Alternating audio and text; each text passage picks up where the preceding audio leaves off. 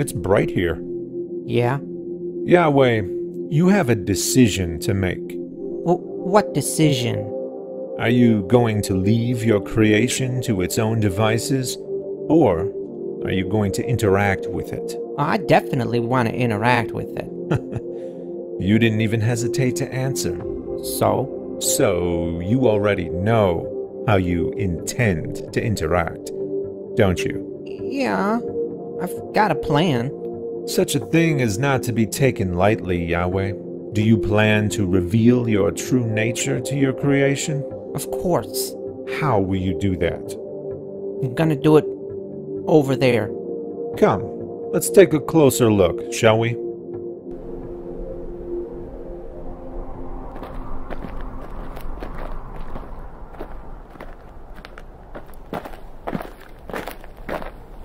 Here. Here? Only here? Yeah. This general area. This is where I'm gonna reveal myself to my chosen people. And give them my commands. I see. And what will be your goal in doing this?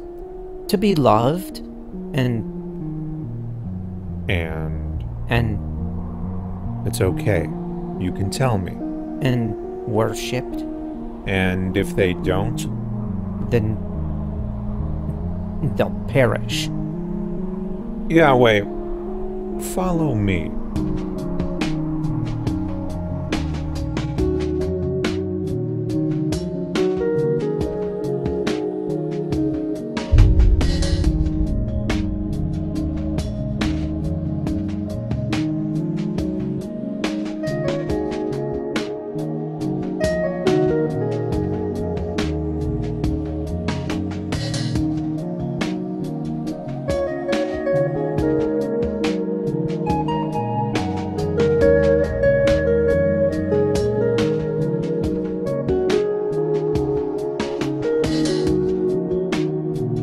This general area, from the Tigris in the east to the Mediterranean in the west, and from Mount Ararat in the north to the Nile in the south, this tiny section of your creation will encompass the entirety of your interactions, recorded within your sacred texts.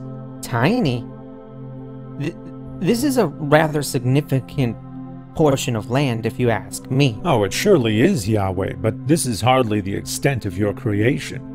While you involve yourself with the traditions and politics of this little area of the world, the rest of the planet will continue in its many diverse ways without your interactions. They will develop their own religions and cultures, many of which will conflict with the ones you grace. From the many tribes of Africa to the Celts of Europe and to the rest of Asia, Buddhists and Hindus of China and India, vast land masses populated by billions of people. You will not interact with them. What of Indonesia and Australia? Across vast oceans, the tribes of North America will be ignorant of your earthly interventions, as will the Aztecs and Mayans of Central America and the Incas of South America. Entire continents of your creation inhabited by countless generations who will know nothing of your dire message. In fact, they'll each invent their own versions of gods who will echo their specific cultural values, no differently than your chosen people will echo yours, so you will seem like just another invented god, sharing the same cultural values as the people in the one area with which you will interact. That is a significant coincidence, Yahweh, for as some will eventually notice, gods always behave like the people who create them. So, you think I should just go around revealing myself to all these civilizations? Go around? No, Yahweh, you're omnipresent, so you're already among them, always. Why remain hidden to those in South America but not to those in the Middle East? Why would mere geography affect an omnipresent God's interaction with his creation? Geography should only affect man-made gods. Given your plan here, I'm beginning to wonder why any human beings should exist beyond the Middle East at all. Come with me, Yahweh. Let's look at the bigger picture. Around half of the people on Earth will eventually develop religions based on your existence, and those religions will violently conflict with each other. Whether they believe the Earth is the place you sent your one and only Son to be sacrificed, or that Muhammad was your prophet, or that the Jews are your chosen people, it's all about Earth. But look around. There are other planets here, revolving around this star. And this star, this massive object that's 1.3 million times larger than the Earth, is actually microscopic compared to the rest of the galaxy, which has hundreds of billions of stars, with systems of planets also numbering in the hundreds of billions, of which at least 8.8 billion are Earth-sized and inhabitable zones. Now, we could cross this galaxy if we traveled at light speed for 100,000 years. Yet even this incomprehensibly massive galaxy is microscopic, because there are hundreds of billions of galaxies. Try to wrap your mind around that. There's roughly 7.5 quintillion grains of sand on Earth, in every ocean, beach, and desert combined, yet there's octillions of stars in the universe.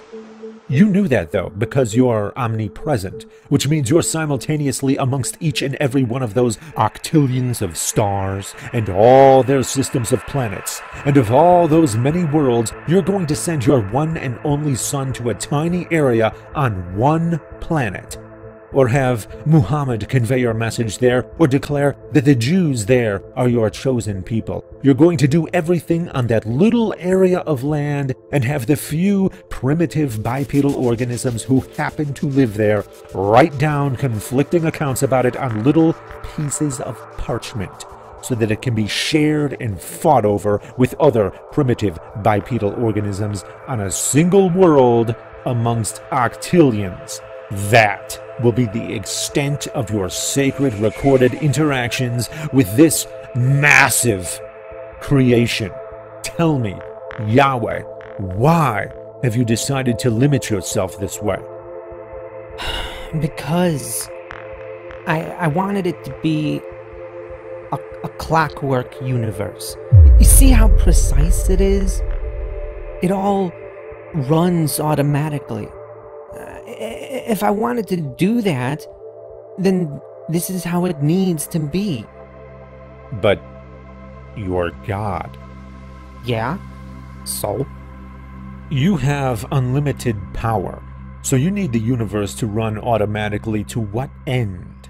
You don't need to concentrate, you don't need to conserve energy, you don't need to devote time or resources elsewhere because you have unlimited time, unlimited resources. Yahweh, one day, people will be able to look beyond Earth.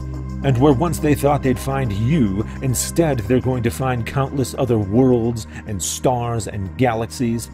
They're going to find a clockwork universe, automatic, running and dying, all on its own, according to the laws of nature, without requiring an omnipresent, omniscient, omnipotent, omnibenevolent, spaceless, timeless, supernatural being to run anything. But they're going to ask who created those finely tuned laws of nature. The design of the universe itself will be the evidence of my existence and nature. Will it? The question of fine-tuning will be inevitable, indeed, because each and every unknown that was attributed to your doing will eventually be discovered to be nature's doing. The question itself, however, will lead to an infinite regress.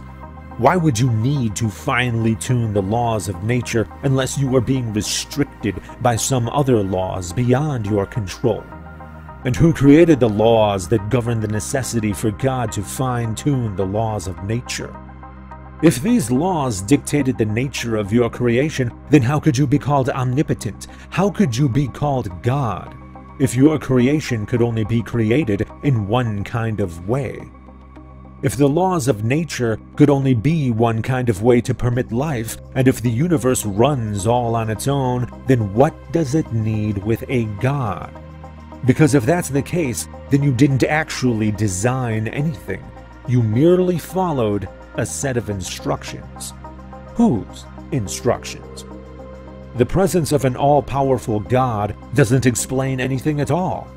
In your current state, I'm afraid you are ridiculously superfluous. Okay. Then, what would be a better way to fulfill my plan? I don't think you really want to hear the answer to that. I do. Just tell me. First, treat people equally. Do not have a chosen people and do not rely upon flawed human beings to spread your message, for they will corrupt it to achieve their own ends. Instead, you yourself should convey your message to everyone in your creation equally, with consideration to their unique standards across all 7 continents on Earth and everywhere on every other planet with intelligent life.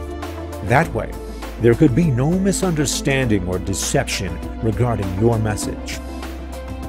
Do not attempt to convince or coerce people to love you through rewards or punishments. It's not real love if it's not born of one's own volition. Do not make a clockwork universe. Create a universe that demands your presence and interaction in order to run, so that it will make absolutely no sense unless you are there to run it as an integral cog in the machine.